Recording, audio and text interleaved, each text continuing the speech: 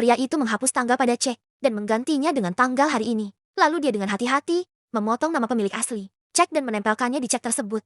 Kini ia memiliki cek palsu. Namun saat mencoba mencairkannya di ban, kasir langsung menyadari bahwa cek itu palsu. Meskipun pria itu berusaha terlihat miskin dan sedih, ia tidak berhasil mendapatkan bahkan $5.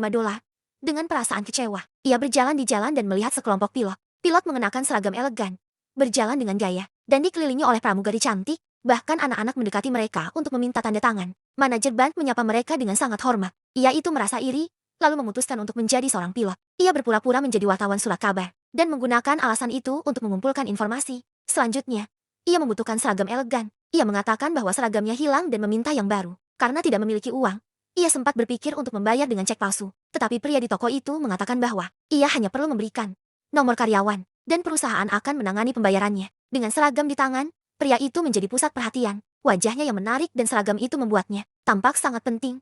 Saat kembali ke band, mereka memperlakukannya secara berbeda dan menerima cek. Cek palsunya tanpa ragu. Hanya dengan menggunakan seragam itu, ia menggunakan cek palsu untuk menginap di hotel mewah.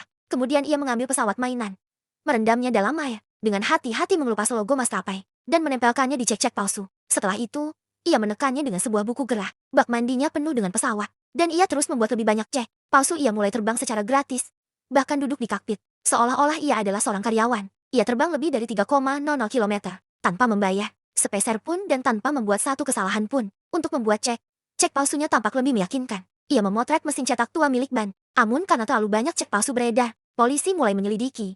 Mereka memutuskan untuk menangkapnya. Tetapi saat mereka membuka pintu, tidak ada siapapun di sana. Mereka berteriak agar ia keluar dari kamar mandi. Pria itu keluar dengan tenang.